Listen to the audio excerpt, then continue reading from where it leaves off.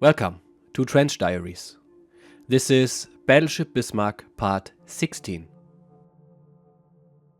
In the afternoon of May the 24th, Lütjens learned from Group West, which had been informed by a Spanish intelligence source, that the renowned Ark Royal and a Sheffield-class cruiser, in other words Force H, had sailed from Gibraltar the previous evening with an unknown course. What Group West did not know, and therefore could not tell Lütjens, was that these ships had left Gibraltar on a convoy escort mission, but had subsequently been redirected against our task force. Lütjens would have assumed the latter objective anyhow. Whether or not our intelligence service team gave him any more information about the enemy that same afternoon, I do not know. It was not until around noon the next day that the fleet commander told us anything at all about the drastic measures the British were taking, and then he told us only in general terms. Up to that time, every man had made up for the lack of information by using his own imagination. I recall that my imaginings were very vague. It was just as well that some things were not known. That way, we could still have our moments of hope and, should a critical situation arise, we would deal with it as before to the best of our abilities. Our young crew was inherently optimistic and, surely, the preservation of optimism for as long as possible could only be for the better. An exact awareness of the enemy armada being assembled would have had anything but a healthy effect on the ship's morale. Midnight gave way to Sunday, May the 25th, which coincidentally was Admiral Lütjens' birthday, and over our loudspeaker system, the ship's company offered him congratulations. Darkness had fallen and our shadowers, the Suffolk, Norfolk and Prince of Wales, were once again forced to rely on the Suffolk's invaluable radar. Since late the day before, all three of them had been off our port quarter, the Suffolk at times being as little as 10 nautical miles away from us. Lütjens, undoubtedly having been informed that our listening devices and radar showed no hostile ships to starboard, evidently decided it was high time to try to break contact. Shortly after 0300, we increased speed and turned to starboard. First, we steered to the west, then to the northwest, to the north, and, when we had described almost a full circle, we took a generally southeasterly course in the direction of Saint-Nazaire. I was not aware of these maneuvers, either because I was in my completely enclosed control station and in the darkness did not notice the gradual turn, or because I was off duty at the time. The maneuver carried out the intention that Lütjens had radioed to the Seekriegsleitung the previous afternoon, and that had grown increasingly urgent. It said, "Intention, if no action, to attempt to break contact after dark."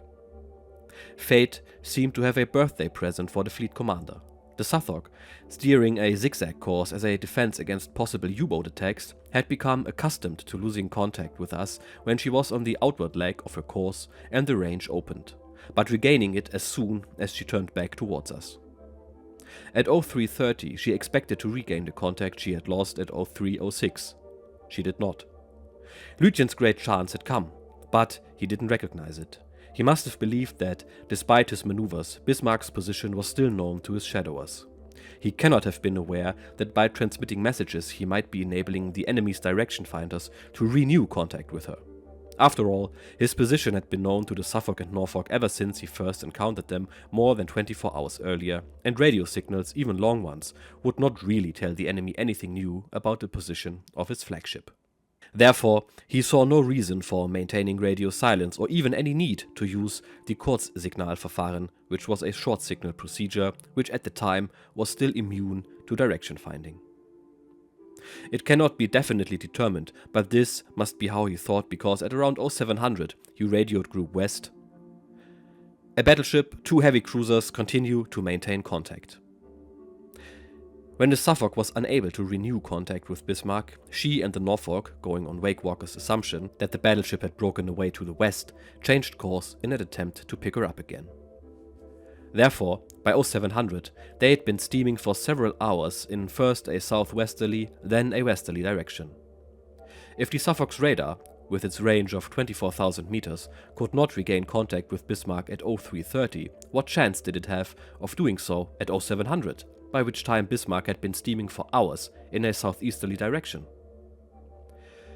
As for the battleship whose presence Lütjens reported, around 0600 the Prince of Wales turned to a southerly course in compliance with orders that she join King George V. Therefore, she also had moved too far away from Bismarck to know the latter's position at 0700. Shortly after 0900, Lütjens radioed to Group West. The message said, "Presence of radar on enemy vessels with range of at least 35,000 meters has a strong adverse effect on operations in the Atlantic. Ships were located in Denmark Strait in thick fog and could never again break contact. Attempts to break contact unsuccessful despite most favorable weather conditions. Refueling in general no longer possible unless high speed enables me to disengage. Running fight between 20,800 and 18,000 meters. Hood destroyed by explosion after 5 minutes, then changed target to King George V, which after clearly observed hit turned away making smoke and was out of sight for several hours. Own ammunition expenditure 93 shells. Thereafter, King George accepted action only at extreme range. Bismarck hit twice by King George V, one of them below side armor compartment 13 to 14. Hit in compartments 20 to 21, reduced speed and caused ship to settle a degree and effective loss of all compartments. Detachment of Prinz Eugen made possible by battleship engaging cruiser and battleship in fog. Own radar subject to disturbance, especially from firing." In the first 4 sentences of this signal, Lütjens reported the perplexing new dimensions that during his passage of the Denmark Strait he had seen looming for the operation of our heavy ships in the Atlantic. In the course of the past hours, Group West had a completely different and correct impression of the scene around Bismarck. Reports sent out by the British shadowers and received by Group West after the dissolution of our task force had, at first, shown some confusion on the part of the enemy. They were still reporting contact with both Bismarck and Prinz Eugen at 22:30 on May the 24th, in spite of the fact that the ships had separated shortly after 1800. From 22:30 until 02:13 the next day, they reported contact with Bismarck alone, and then their reports ceased. When several hours passed and no more reports of contact were picked up, it seemed clear that contact had been broken, and at 08:46 the group signaled Lütjens, "Last report of enemy contact 02:13 by Suffolk. Thereafter continuation of a 3-digit tactical radio signal, but no more open position reports. Have impression that contact has been broken." How incomprehensible it must have been for Group West after 0900 to receive 2 radio signals from Lütjens reporting that the enemy was still in contact. Bismarck's signals appeared equally incomprehensible to those aboard Prinz Eugen, which was now far distant but still able to pick up her transmissions. Their shipboard intelligence service team had long realized from decoding British radio traffic that the British had lost contact with Bismarck. The painful certainty grew on them that this loss of contact had escaped the Bismarck and that she had placed herself in danger, great danger in fact, of being located by radio direction finding. But why? Why did he still believe his position was known, when even Group West had the impression the contact had been broken? There are 4 conceivable explanations, in one of which, or in a combination of which, the answer must lie. First, perhaps Bismarck was still detecting enemy radar pulses, and that made Lütjens think that contact had been maintained. Besides her 3 radar sets, Bismarck had a radar detector, a simple receiver designed to pick up incoming pulses of enemy radar. Upon receiving such pulses, the detector allowed the wavelength, the frequency and strength of the pulse, and the approximate direction of the sender to be determined. Precise direction finding, however, was not possible. If such incoming pulses were actually still being picked up at 0700 that day, they could not have been useful to the originating ships, since the pulse reflections had to return to the Shadow's radar transmitter to be registered. For if, as previously mentioned, the range had already become too great for the reflections from Bismarck to return to the Suffolk's radar at 0330, because of the ship's diverging courses, by 0700 the range must have been much too great.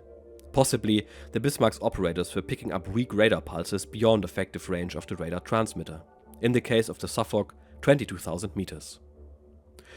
Merely to receive a pulse, however, does not necessarily mean that the sender has fixed the target's position. Radar operators must be especially careful to observe and evaluate the strength of an incoming pulse. The ability to do that requires expert training and practice, and whether Bismarck's radar operators had those qualifications, I cannot say.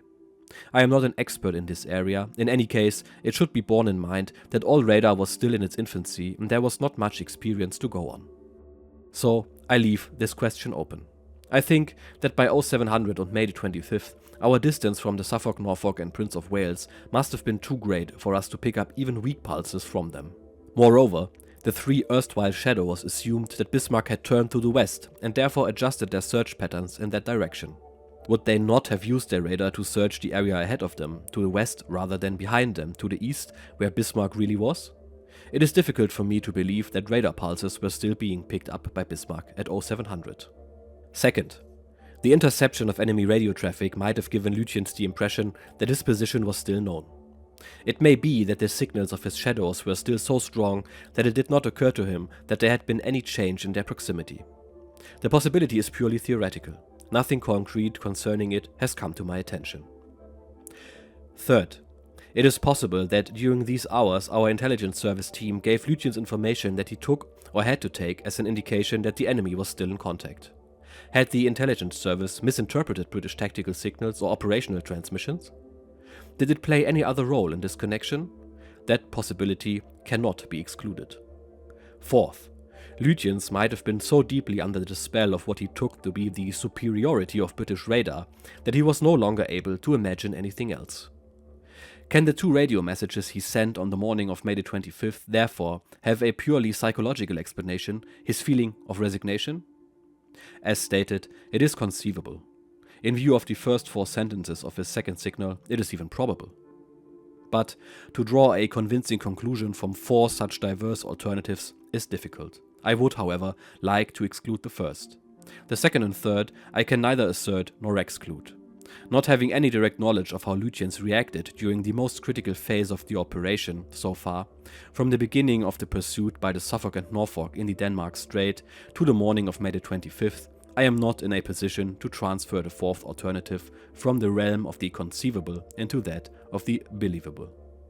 In my view, a veil must remain over the reason why Lütjens supposed that Bismarck's position was known and therefore did not regard the enemy's ability to take a fix on a radio signal as a new and serious danger to his ship.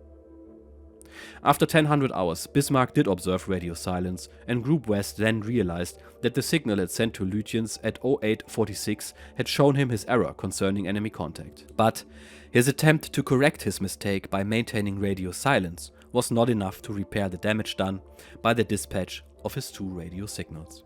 Around 10:30 hours, barely an hour and a half after Lütjens sent his second message, Tovey received an urgent signal from the Admiralty informing him that the radio bearing of a ship, supposedly Bismarck, had been picked up at 0852.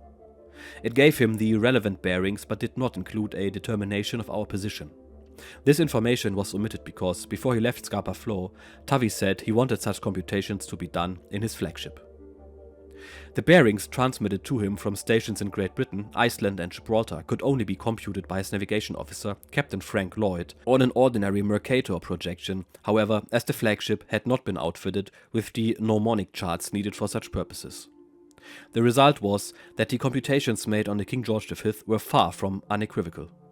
Faced with a choice of positions in which the Bismarck might be found, Tovey decided that the most northerly was the most probable.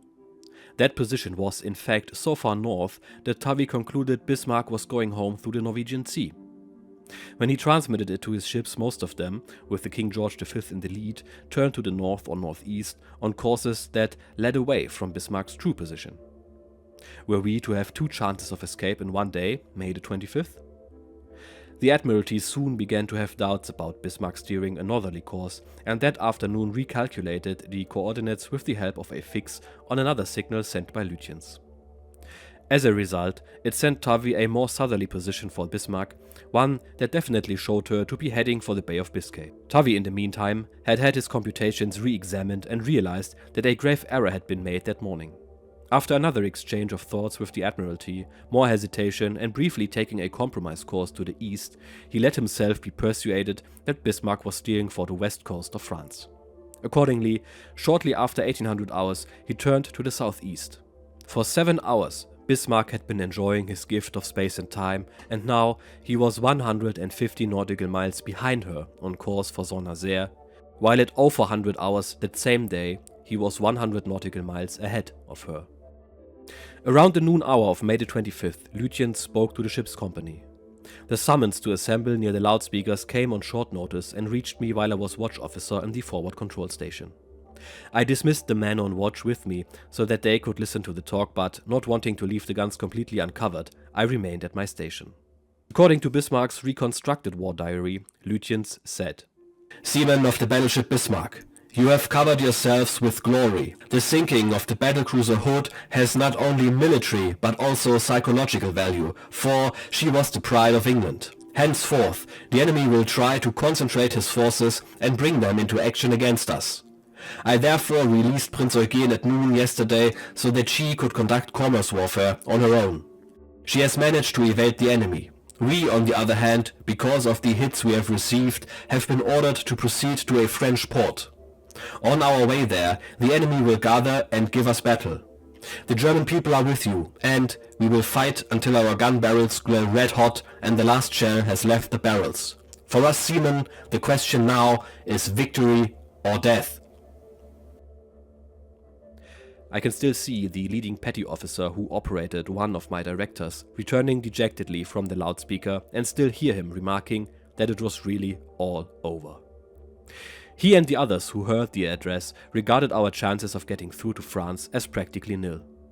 The enemy, they told me, the admiral had said, is concentrating his entire high seas fleet, not only the ships in home waters, but those in any part of the Atlantic.